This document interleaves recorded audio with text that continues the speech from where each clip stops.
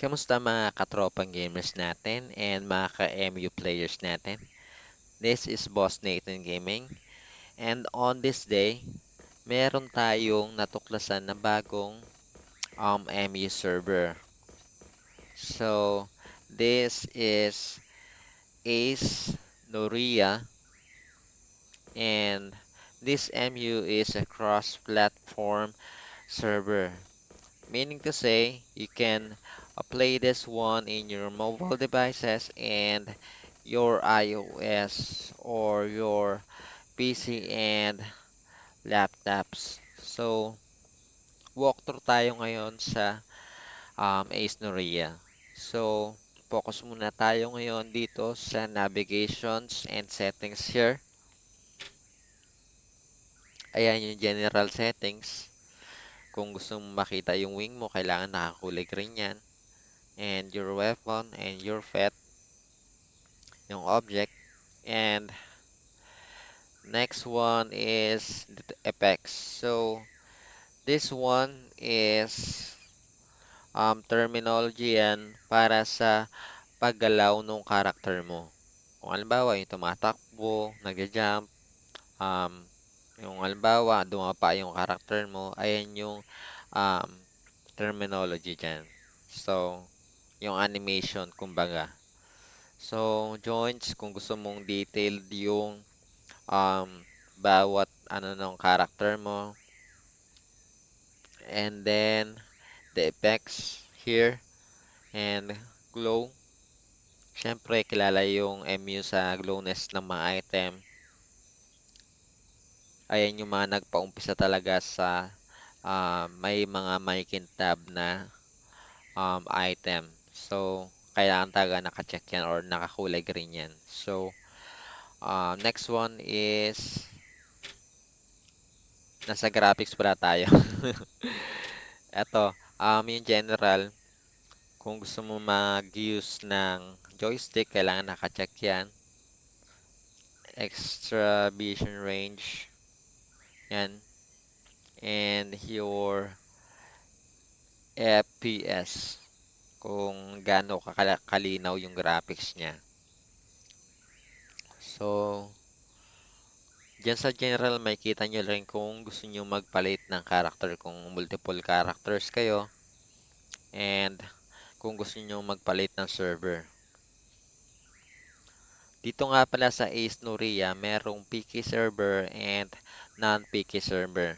So, jump tayo this one. Nasabi na natin yan kanina. And this one, musics and sounds. Dito nga pala sa Ace Noria, sobrang lakas nung um, music nila. So, hininaan natin para magkarinigan tayo. So, the language and after okay ka na dito sa settings, you just need to click OK. Yan o. Makikita nyo nag-automatically nag-close na siya. And then, next one, sa auto attack natin and auto pick. Ayan. Kung newbie kayo, wala pa yang nakalagay. Kasi wala pa kayong skill. So, i-click nyo lang yan kapag na-unlock nyo na yung skill nyo na makikita nyo dito sa mga bago natin. Kung bigay kayo, makikita nyo yun dito. Ayan yung mga orb. Alam ko dito yan sa mage. Kasi ganun sa mga ibang MU eh. O ayan, mukhang may bumibili talaga sa NPC na to. So, ito yung mga skills natin sa mage, sa mga newbies natin, and um, first time maglaro ng MU. Para sa inyo talaga tong video na to. At para sa mga nagre-research kung gusto nyo maglaro ng bagong labas na MU server. Siyempre, yung mga ibang gamers natin dyan gusto nila pioneer sila sa game. So, this one, ma-unlock nyo yan sa um, kung anong level na yung requirement nila. So, ito, mukhang ano naman tayo, level, ano na tayo ba? Level um, 57 na tayo. So, yung requirements nun is, I think, 120 yata yun. Hindi ko na natandaan eh. I-right click nyo lang or double click nyo yung skills nyo. Oh, anong nangyari dun?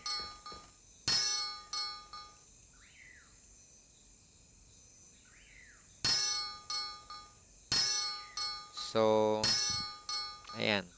Meron na tayong desktop. Oh, ano yun? Bug?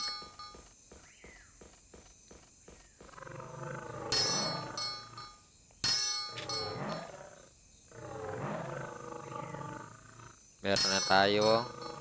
Um, swell.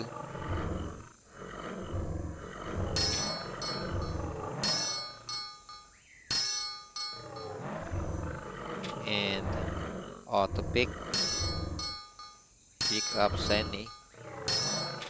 And auto heal. Naka-check naman siya. Okay naman siya.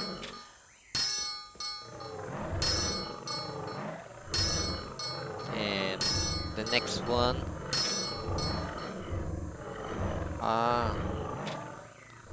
Ah, ito yung MU helper natin. So, on this icon, um, ita-type nyo yung gift code dito. Kanina kasi may lumabas na sa item or, sorry, lumabas sa system na gift code kung may bago yata silang gift code lumalabas sa system. Kung ano na nung napipindot ito. Yan. Ayan din lumabas. Napipindot ko yung ability yata kaya ganun. Oh, napindot ko yung C kaya lumabas yung skill. So, tayo may mali. Yan. Ganyan yung gift code kanina. Ayan oh. Enter Ace. Tapos, may matatanggap kayo dyan. Oh. This code has been used or expired. So, natanggap na natin kanina yan. Which is this pet. So, ayun yung binigay na pet kanina. Meron siyang expiring date. Close muna natin to para mabasa natin. Nasaan na yung expiration date? Ay, akala ko ano. Ay, ito yung expiration date niya. So, 3 days na lang yung pet natin. Magpaalam na tayo dyan. Gagamitin muna natin auto pick ng Senny. Para siyang sa Ragnarok yung parang pouring mo. Nagpipick siya ng Senny. Nag-loot siya. Increase experience by 100%. Kaya pala ang bilis ng XP ko. Increase plus 50 depends. Yan. So, lagay na natin yung equipment natin. Itong equipment natin na ito nga pala para sa mga newbie and para sa mga first time na maglalaro ng MU, meron din yung requirement agility and strength for BK character.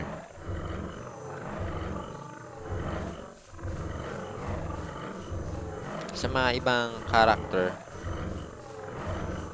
iba naman yung mga requirements nun.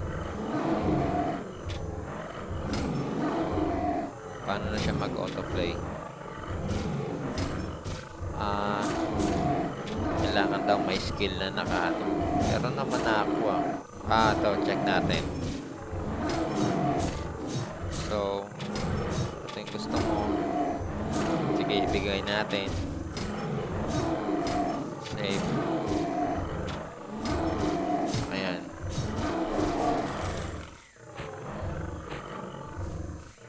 Dito sa Ace Noria, napapansin ko, um, medyo classic pa rin. And then, iniba lang nila ng unti yung graphics, mas modern na siya. So, this MU server nga pala is a sandbox um, MMO RPG type. So, meaning to say ng sandbox, wala siyang daily quest. So, siya yung classic na MU. Walang daily quest, bahala ka sa buhay mo kung um, paano mo explore yung game and kung anong pwede mong gawin. So, trivia nga pala, there's two kinds of MMO. And the sandbox and the theme park. Yung kanina sandbox na sabi na natin kanina, wala siyang daily quest, and shortly yung um, theme park MMO is kind of MMO siya na mayroong daily quest. Ayun na yung mga modern MMO natin na ngayon na na-release sa mga um, mobile phones or mobile devices. So, yun no, sandbox and theme park.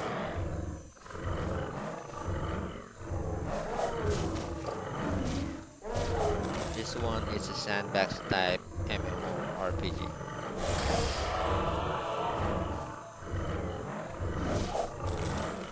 May e-coin sila dito. Pero nabasa ko sa website nila, wala ditong top up.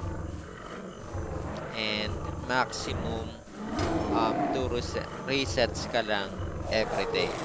So, binabalance nila yung mga characters dito, and pioneering talaga yung um, way or yung basihan nila dito ng pagiging malakas. Siyempre, paano ka mag-reset na mag-reset kung dalawang reset lang per day. So, point of view ko dito, bagay na bagay ito sa mga nagtatrabaho. So, siyempre yung mga tatay na yung mga naglalaro ngayon ng MU katulad ko, may dalawa na akong anak. Kasi 2004 yata nilabas yung MU. So, ini-scratch pa natin yung mga cards nun kung maaalala nyo. And then, naglalaro pa tayo sa computer shop.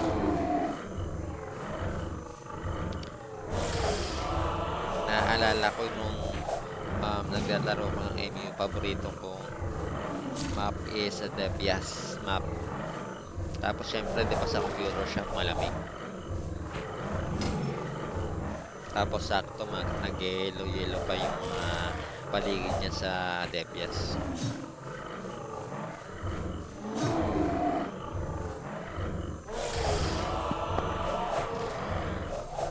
Dati nga bumibili pa tayo ng card, ini-scratch natin, and then iba pa yung bayad sa computer shop.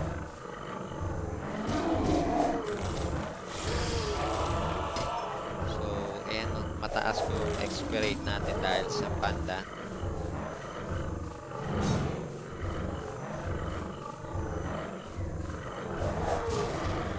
Tingnan natin kung pwede tayo. Oh, pwede. Punta tayo sa Debias. May, wow.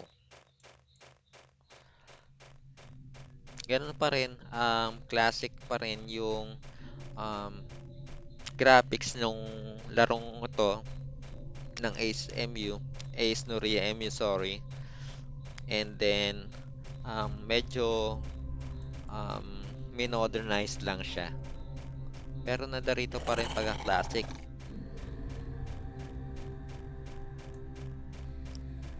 And tapos na tayo dito, no, sa ano na to. Isilipin natin to para to sa party. So, this one is for your your attributes. Oo nga pala, napansin ko dito sa MU na to, dahil sa mga classic MU, 'di ba? Slash slash F halimbawa sa strength 100. Wala siya, hindi siya nadadagdagan. So, check ko din natin kung madadagdagan siya. Uy, lumabas ka na. Ayan. Slash F 100. Ano yan, no? 534. Oh. 'Di ba wala siyang nadadagdag? So, try naman natin yung mga ibang command. Slash add str. Ganyan sa mga ibang MU. Ayaw din. So, yan. Ginawa na natin yung mga ano no. Gusto kong pakita sa inyo na itong MU na to modernized na talaga siya. Ayan, i-click nyo lang to sa mga ibang MU kasi i-click nyo yan ng ilang beses kung gusto nyo madagdagan yung ano. Hindi isa-isa lang talaga siya na nadadagdagan. So, this MU is you need to type this one lang after you click this cross logo or plus logo, and then lalabas na yung chat bar kung saan itatype mo kung ilan yung amount na gusto mo may dagdag doon sa attributes mo, like this one. Oh, 'di ba okay na? So, hindi ka na kailangan magta-type-type ng mga kung ano-ano. 'Di ba yung mga pangalan nila, ano, para silang mga Malaysian or Vietnamese. I think this is a Vietnamese game.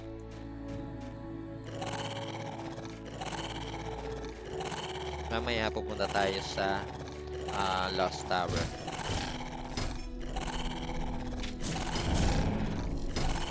Etong meron circle na to, nakita ko na to sa Mega MU. So, parang may halong Mega MU um, yung graphics niya or yung animations niya.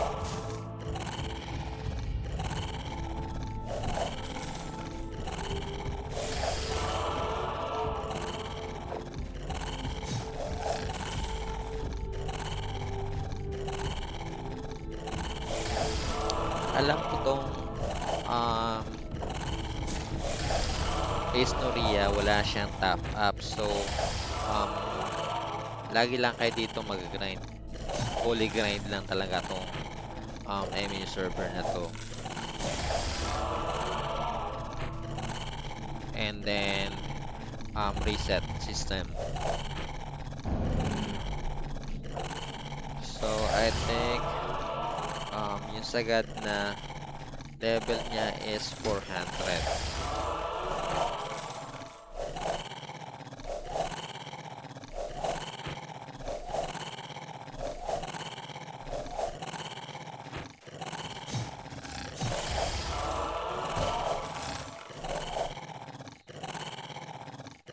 So, mahaba na yung video natin, no? And then, tingnan din natin sa ibang map. Meron na ba tayong sapat na pera? So, okay na, meron na tayong sapat na pera. Kung gusto nyo palang lumipat ng map, gumagamit kayo ng PC and desktop, katulad ko, you just need to press M on your keyboard. And then, when you want to see your attributes, you just need to press C on your keyboard. And ito, A. You need to press A for this one. So, this is your attributes, and this is your, ano bang tawag dito? Ayun, yung mga strength nyo, agility, at saka vitality. So, ayan. Lipat muna tayo sa dungeon. Ayan yung itsura ng dungeon nila. Oh, ano to? Ay, boss yata to ah. Ay, hindi.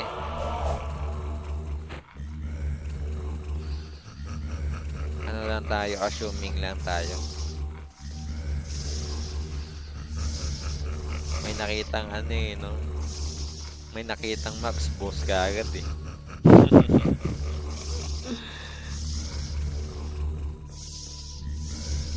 Kakakita pa lang, boss na kaagad eh. Oh, ayaw niyang malipat. Ayun.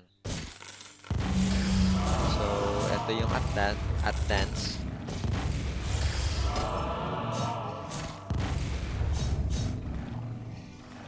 Patay-patay pa kunyari tayo dito. Pasaw-saw muna ha. Mapansin tayo eh.